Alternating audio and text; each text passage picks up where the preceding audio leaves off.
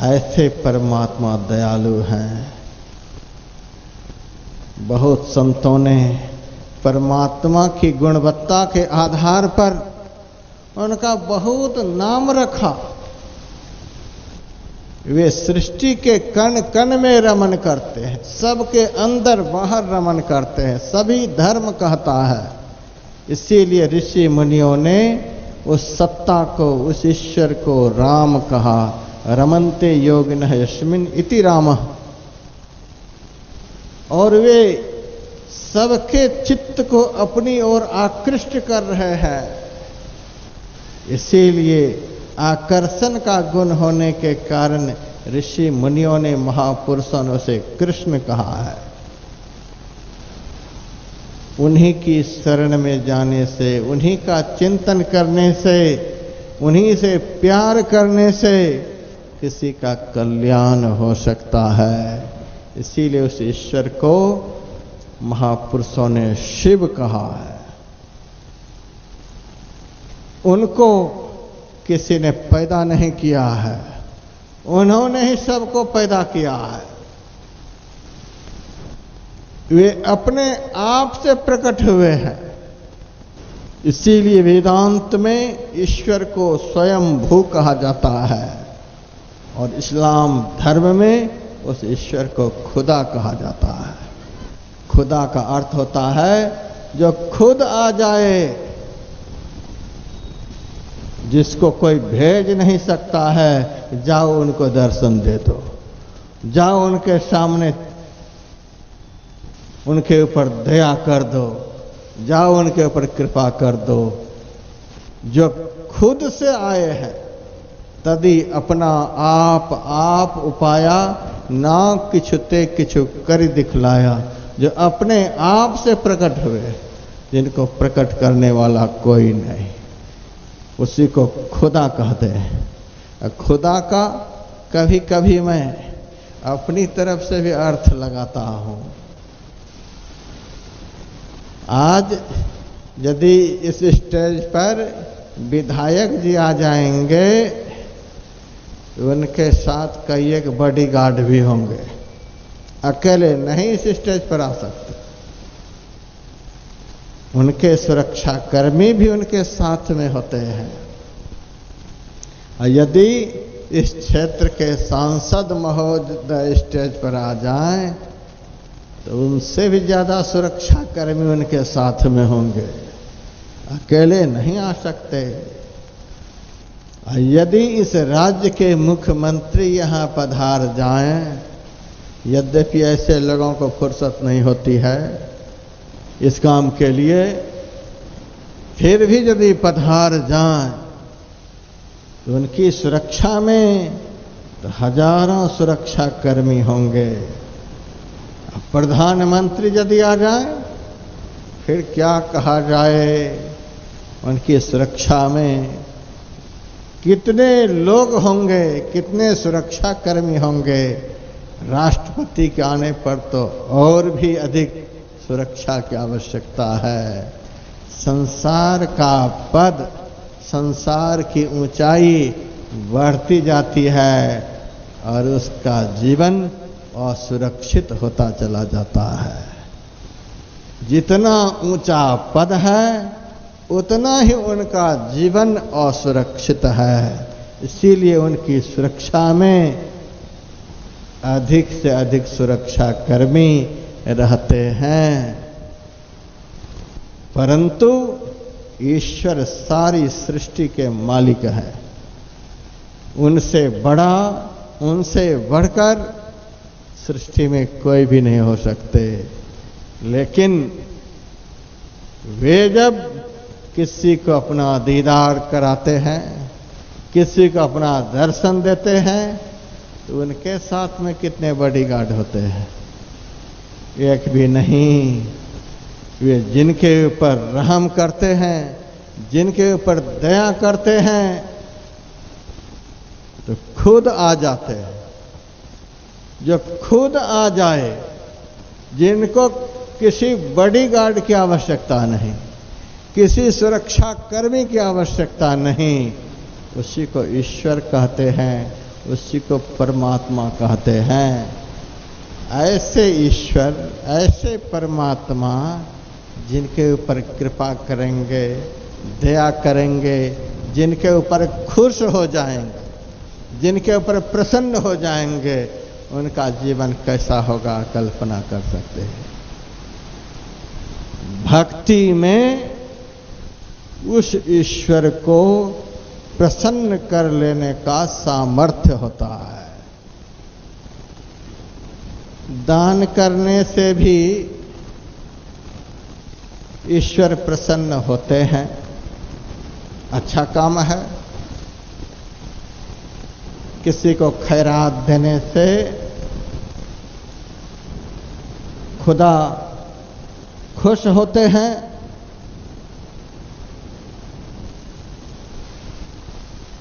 तीर्थ में जाने से, हज करने से ईश्वर खुदा खुश होते हैं, अच्छा काम है। गंदी जगह तो नहीं गए, अच्छी जगह गए हैं, वहाँ जाकर कुछ ना कुछ अच्छा काम जरूर करते हैं। तो अच्छा काम किसी भी तरह से किसी के द्वारा हो जाए तो मालिक खुश होते हैं। यज्ञ करने से, गरीबों की सेवा करने से, यम नियम का परिपालन करने से, दुनिया के जितने शुभ कर्म हैं, सत्कर्म हैं, उनके करने से ईश्वर खुश होते हैं। और भक्ति करने से ईश्वर प्राप्त हो जाते हैं। खुश हो जाना, प्रसन्न हो जाना यह सामान्य बात है, लेकिन प्राप्त हो जाना यह बहुत बड़ी बात है। ईश्वर की प्राप्ति कराने वाला यदि कोई संसाधन शास्त्र में सन्निहित है, उसी संसाधन का नाम है भक्ति। Love is god, god is love. प्रेम ही ईश्वर है, ईश्वर ही प्रेम है। तो भक्ति की परम पराकाष्ठा को ही प्रेम कहते हैं, लव कहते हैं। साधारण लोगों को प्रसन्न कर लेने वाला जो संसाधन है, उसको तुच्छ भाषा में, अंग्रेजी के भाषा में लव कहते हैं। और परमात्मा को प्रसन्न करा देने वाला जो संसाधन है, उस संसाधन को प्रेम कहते हैं। लव का विशुद्धतम परिष्कृत रूप प्रेम होता है। लव शब्द तो बिल्कुल ओछा है, निकृष्टतम शब्द है, भद्दा शब्द है। तो परमात्मा की प्राप्ति करा देने वाला यदि कोई सबसे महत्वपूर्ण साधन है, वह भक्ति है। महर्षि रमन से भक्तों ने पूछा था, महाराज दुनिया के लोग भक्ति भक्ति भक्ति जपते हैं, भक्ति करो भक्ति करो भक्ति करो,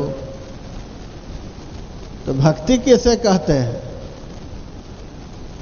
महर्षि रमन ने कहा, तुम किसको पाना चाहते हो, किनसे मिलना चाहते हो, किसको देखना चाहते हो? तो भक्त ने कहा, हम ईश्वर का दर्शन करना चाहते हैं, ईश्वर को पाना चाहते हैं, ईश्वर से मिलना चाहते हैं।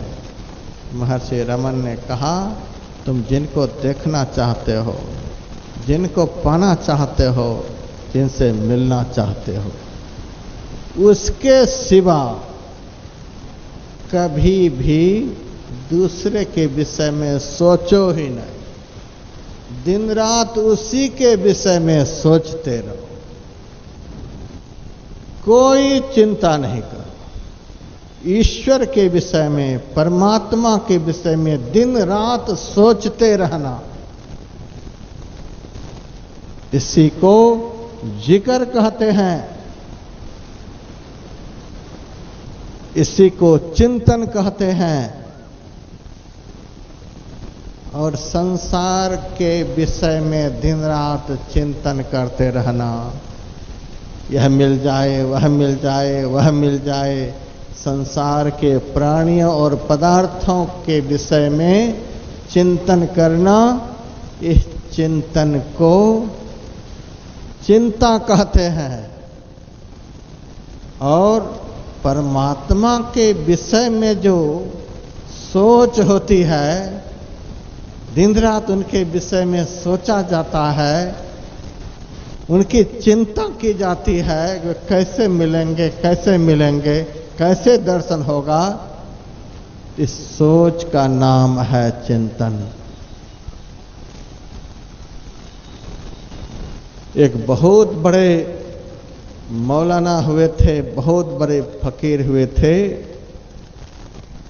दारा शिको, सब नाम जानते होंगे।